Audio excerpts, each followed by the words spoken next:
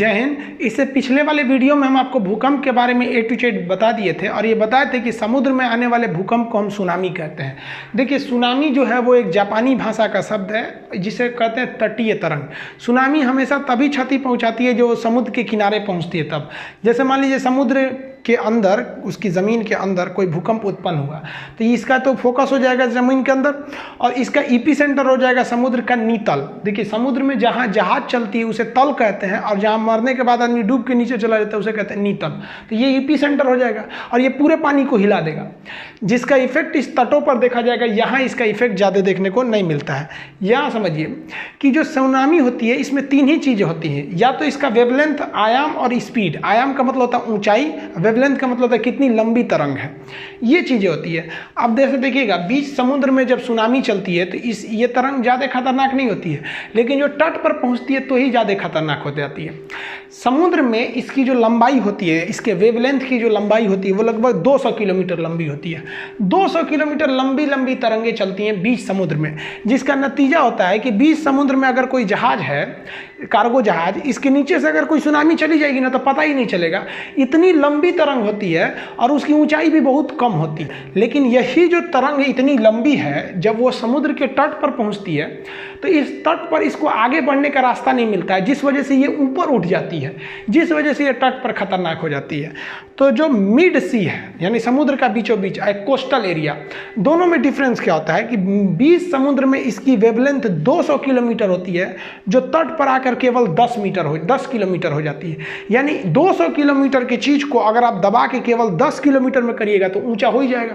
अब 200 किलोमीटर का कोई हाईवे है, सड़क है, दोनों ओर से दबाइएगा तो बीच में उठ जाता है। उतना हाइट हो जाने की वजह से ये ज़्यादा खतरनाक हो जाता है।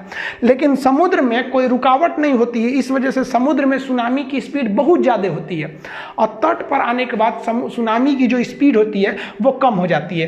तट पर देखेंगे तो इसकी ऊंचाई बढ़ जाती है लेकिन स्पीड थोड़ा सा कम होता है। लेकिन वाटर लेवल इतना ज़्यादा हो जाता है कि इसके नुकसान इतना भयानक हो जाता है। जैसे देखिए, ये पानी वाली जहाज है, एम्बैंकमेंट तोड़ के शहर में घुस गई है और ये पानी वाली जहाज समुद्री चीज़ को शहर में फेंक देता है। इतना ज़्यादा लॉस होता है। जापान तो इसका भुक्तभोगी है। अब आप देखिए ना, ये पानी वाली जहाज को उठा के लाया था समुद्र और शहर में फेंक दिया था और एक बिल्डिंग के ऊपर ये पानी वाली जहाज को फेंकना पड़ा था।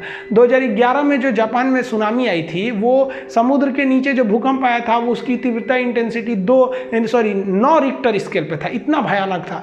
तो ये कुदरत जो है ना वो दिखा देती है कि हम जब चाहें इंसान को ध्वस्त कर सकते हैं।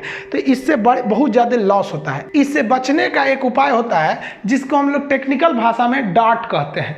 डार्ट का फुल फॉर्म होता है deep ocean assessment and reporting of tsunami. ये क्या होता है कि इसके दो डिवाइस होते हैं। एक समुद्र में ये तैरते रहता है, इसको लगा दिया जाता है। ये क्या करता है, पता लगाता है कि समुद्र के तल में कोई भूकंप तो नहीं आया है, और अगर भूकंप आया है तो जेन्युइन है कि वहाँ से सुनामी उत्पन्न होगा। तो जब सुनामी उत्पन्न होता है तो उसके 8 घंटे पहले ये डार्ट नाम का मशीन सिग्नल भेज देता है अपने बेस सेंटर पे। जैसे अंडमान निकोबार में डार्ट मशीन को लगाया गया है और इसका जो सेंटर है वो कहाँ पे बनाया गया, हैदराबाद में। अंडमान निकोबार में भी यहीं से चेतावनी दे दी जाएगी 8 घंटा पहले। सुनामी आने के 8 घंटा पहले ये चेतावनी दे देता है और कुछ घंटे पहले समुद्र का जो तट होता है वो पीछे हट जाता है, क्योंकि पिकअप बनाने के लिए पीछे हटा है तो लोग घूमने चल जाते हैं, आके एक बार बहवा के लेके चला जाता है ये सुनामी। तो भूकंप एक ऐसी चीज थी कि जिसकी हम पूर्वानुमान बहुत मुश्किल से कर पाते थे, जबकि सुनामी जो है उसका हम पूर्वानुमान कर सकते हैं। आई होप आप इसको समझ गए होंगे। मिलेंगे नेक्स्ट वीडियो में, तब तक के लिए जय हिंद।